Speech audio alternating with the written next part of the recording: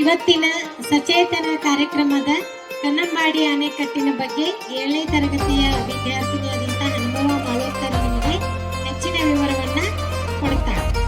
ಎಲ್ಲರೂ ಶಾಂತ ರೀತಿಯಿಂದ ಕೇಳಿ.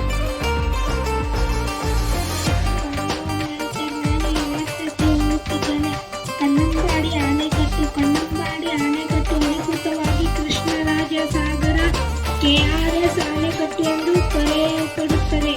ಇದು ಕಾವೇರಿ ನದಿಗೆ ಮೈಸೂರಿನ ಹೊರಭಾಗದಲ್ಲಿ ನಿರ್ಮಿಸಲಾದ ಒಂದು ಪ್ರಮುಖ ಅಣೆಕಟ್ಟು. ಇದನ್ನು ಸರ್ ವಿಶ್ವೇಶ್ವರಯ್ಯ ಅವರು ವಿನ್ಯಾಸಗೊಳಿಸಿ ನಿರ್ಮಿಸಿದ್ದಾರೆ ಮತ್ತು ಮಹಾರಾಜ ನಾಲ್ವಡಿ ಕೃಷ್ಣ ಒಡೆಯರ್ ಅವರ ಹೆಸರನ್ನು ಇಡಲಾಗಿದೆ.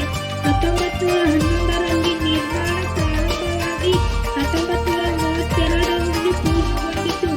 ಉದ್ದೇಶ ಮೈಸೂರು ಪ್ರದೇಶದಲ್ಲಿನ ಬರಗಾಲದ ಸಮಸ್ಯೆಯನ್ನು ನಿವಾರಿಸಲು ಅಣೆಕಟ್ಟನ್ನು ನಿರ್ಮಿಸಲಾಯಿತು. ಇದು 21 ವರ್ಷ ಸುದೀರ್ಘ ಪ್ರಕ್ರಿಯೆ ಆಗಿತ್ತು ಮತ್ತು 1911ರಲ್ಲಿ ಆರಂಭಗೊಂಡು 1932ರಲ್ಲಿ ಪೂರ್ಣಗೊಂಡಿತು. ವಿನ್ಯಾಸಗಾರರು ಸರ್ ವಿಶ್ವೇಶ್ವರಯ್ಯ ಅವರು ಇಂದು ಮುಖ್ಯ ಇಂಜಿನಿಯರ್ ಆಗಿದ್ದರು. ಹೆಸರು ಇಂದು ಕಾವೇರಿ ನದಿಗೆ ಅಡ್ಡಲಾಗಿ ನಿರ್ಮಿಸಲಾದ ಸ್ಥಳದ ಹೆಸರು ಕನ್ನಂಬಾಡಿ. ಹೀಗಾಗಿ ಸ್ಥಳೀಯವಾಗಿ ಕನ್ನಂಬಾಡಿ ಕಟ್ಟೆ ಎಂದು ಕರೆಯಲಾಗುತ್ತದೆ. ನದಿಗಳು ಕಾವೇರಿ, ಹೇಮಾವತಿ ಮತ್ತು ಲಕ್ಷ್ಮಣ ತೀರ್ಥ ನದಿಗಳು ಕೆಆರ್ಎಸ್ ಅಣೆಕಟ್ಟಿನ ಬಳಿ ಸಂಗಮಿಸುತ್ತವೆ.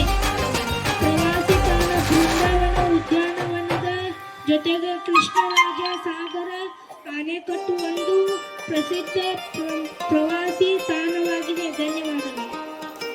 ಇಲ್ಲಿಯವರೆಗೆ ಕನ್ನಂಬಾಡಿ ಅಣೆಕಟ್ಟಿನ ಬಗ್ಗೆ ನಮಗೆ ತಿಳಿಸಿಕೊಟ್ಟಂತಹ ವಿದ್ಯಾರ್ಥಿನಿಗೆ ಅನಂತ ಧನ್ಯವಾದಗಳು.